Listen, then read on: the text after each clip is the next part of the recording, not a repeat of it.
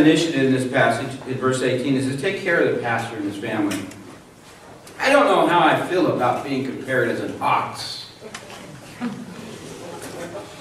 But from what I know between ox and sheep, I think actually being an oxen is better than being called a sheep. Because sheep are really the dumbest of the two. So you're the sheep, I'm the ox. So I guess when I look at it that way, I can handle it. But don't muzzle the ox. Now, I'm not a farmer. I grew up in the suburb of Torrance and Long Beach. But I know what a muzzle is. That's when you put this bag over their mouth so that when they go buy the vegetables and the fruit that you hope to sell, they can't eat it.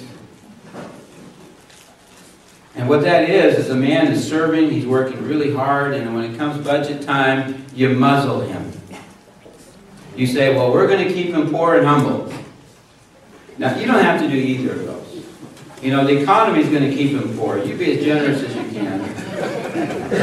And life's going to keep him humble because life's going to knock you down. You have an enemy, a battle with the enemy.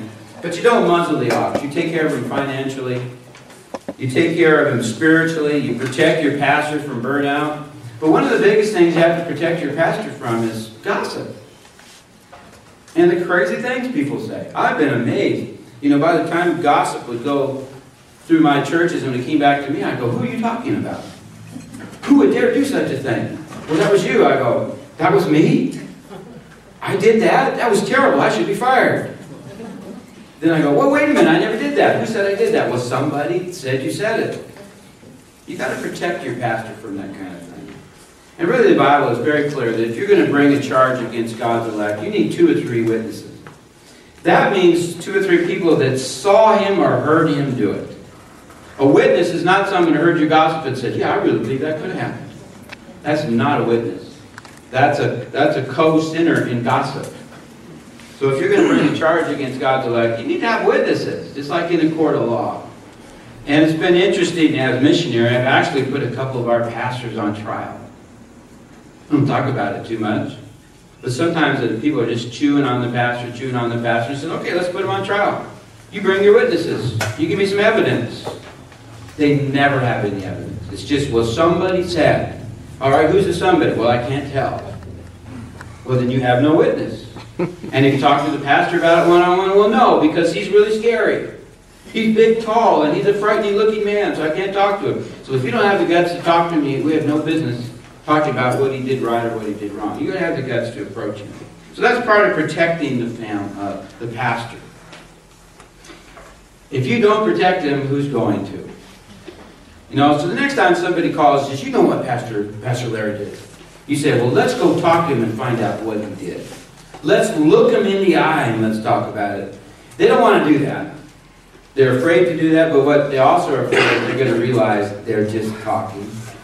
People love to talk, to hear themselves talk, because 2 favorite things they like is their personal name and their own voice. And they think they can guess better why you do something. They don't know why you did anything. And I just learned, you don't know why I do anything. If you want to know why I do something, you better ask me personally. You'll never guess. You're going to guess wrong. And if you start telling everybody your guess, you're going to end up lying. And then that hurts the whole body. So we need to protect the pastor. We need to guard his reputation. And we need to protect his time. You ever notice, pastors in the room, that right when the meal is on the table, it's an uncanny thing. It's a spiritual law. I don't know where it's found in the book of Hezekiah, maybe. But when the hot meal is on the table, the phone will ring. Now, if you want to pray and receive Christ, I'm really happy to take your phone call. But if you want Sister Louise's phone number, I'm going to have a problem with you eventually. Well, why don't you look in your phone directory? Well, I don't really have the time to find it. I knew you would have it. Don't call me for a phone number when I know you have. That's why we print those things. And at least wait till maybe dinner's over. Now, you're probably all doing like we do at home. We don't answer our phone anymore. You can't. Between the Junior Sheriff League, the Junior Fireman League, and the Senior Fireman League, and the veterans of the Northeast Asia and the veterans of the Southeast Asia, and the firemen and the sheriff and the highway patrols. I made a mistake 3 years ago. I wanted to support a veterans group. They sold my name to every fundraising group in America. When the New Jersey Fire Department called me, I think that was the end of it. I said, no more. We're not going to answer the phone anymore, so we let the machine do it. And I know what happens. It comes on and just goes, beep. Now, if you start calling him with things you shouldn't be really spending his time with, he's not going to answer the phone either. And he really shouldn't. But you need to guard his time. One of the last things that we did together when I was serving as your interim pastor, you all still have your dots? Got your dots? All right, Mike has his dot. I was going to bring the fingernail polish today, but I just got busy and I forgot it. The last thing we did together before Larry came, did you notice the dots on the watches? Mine is a really pretty pink. Goes with my outfit. Every time I see the dot on my watch, I pray for my pastor. And so you've had a whole bunch of people here. Every time they look at the watch and they see the dot, they've been praying for you. This is months and months. Now what I do when I see it is I pray for my pastor, Larry Dodson. Then I pray for all the pastors that followed me where I served as an interim pastor. I pray for Norm Aycock. I pray for Brother Larry. I pray for the pastor that was up in Fraser Park. That's how I do it. And when I see the dot, I pray for the pastors. And we pray for their families, pray for their health, pray for their ministries. I really trust, and I've watched Fairfax people. They are treating Brother Larry well. And I just want to encourage you to keep doing it. He needs you. He needs your support. The church is facing exciting days. So I encourage you to honor him and to care for him and his family and protect him. So the next time somebody calls and says, you'll never believe what he did.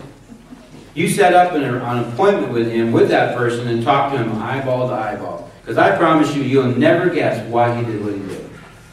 You can guess, but you're going to be wrong. You will not understand, like I didn't as a 16-year-old when the pastor wanted to bring evangelism to the youth ministry. How unacceptable can that be? I was so upset. Now I just feel foolish. So you need to talk to him eyeball to eyeball. Now, if you cannot have that conversation because there's something wrong in your life, you need to get that right with God so that you always are free to talk to your pastor. Because we have to have that kind of relationship. And you need that. When you're the one laying in the hospital, you want someone who can come and love you and minister to you, but it goes both ways.